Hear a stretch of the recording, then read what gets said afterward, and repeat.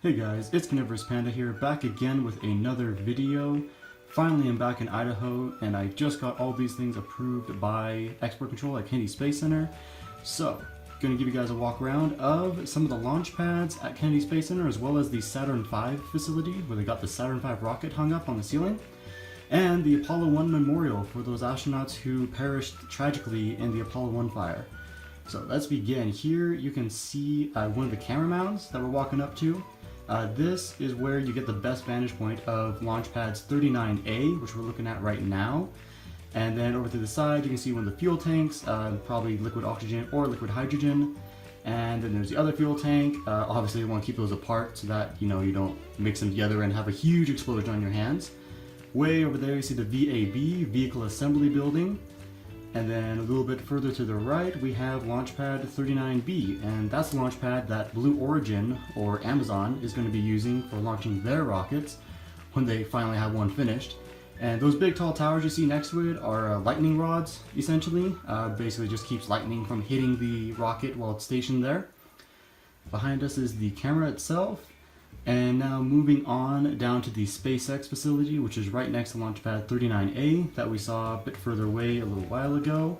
So now we're a little bit closer to it, and that is where SpaceX does most of their manufacturing. Also, they have some of their space capsules in there that they're testing out. And here we see the crawler coming up just ahead. This is what they would load the rockets on and the shuttle on before it was retired. It can carry about 5-6 million tons. It's a massive vehicle. And now coming up, we have the launch control room for the Apollo 1 launches. This is the original launch room. This is how it actually looked when the Apollo launches were being done. And coming up here in a second, now we have the Apollo 11 space capsule. Some little dummies inside of it. Now here's the Apollo 11 capsule. The astronauts rode in. And behind me, you'll turn around, you'll see a room they have a lot of the old spacesuits they're working on. One of them in the corner that we're going to be looking at here in a second, that is the original actual spacesuit that they used up on the moon. These are some prototypes over here. None of those really became a reality yet. Cool concepts though. And now we got the Eagle lander hanging up right next to the Saturn V rocket. This is the actual rocket. It's never been fired. It could be used, however, if they fueled it up. But instead they're just using it as a really cool sort of tourist attraction. You can see all the way up and down it. You can see the different modules. That's a command module we looked at. There's the capsule with the emergency abort system. And moving on quickly to the rover that they drove around on the moon. And now get into some heavy stuff. So this is the Apollo 1 memorial. You might not know the Apollo 1. During a test on the ground of the capsule and the oxygen system inside of it, the capsule tragically burst into flames. It killed all 3 astronauts inside.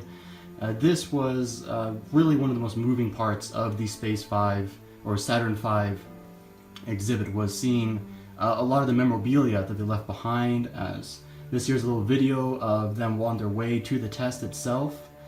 And it was just really powerful seeing a little glimpse into their lives before they tragically lost them in that fire, which was ironically labeled a non-hazardous test.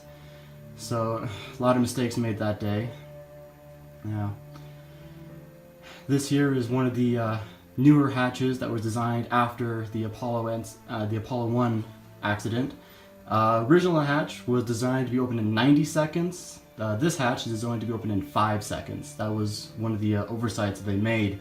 It took way too long to open up that hatch, if they could have opened it, for anybody to have been able to get out alive. I mean, pure oxygen environment inside that space capsule, there's no way they could get out of that alive.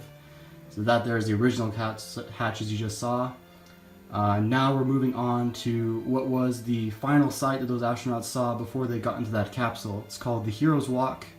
This is the gurney arm that they would have walked along to get onto their capsule. And it was the last thing they saw before they perished. So thank you guys for watching. Really hope you enjoyed this video, enjoyed seeing the sights around the Kennedy Space Center, as well as the Apollo 1 memorial. Leave a like, subscribe, comment, tell me what you thought of it, and see you in the next video.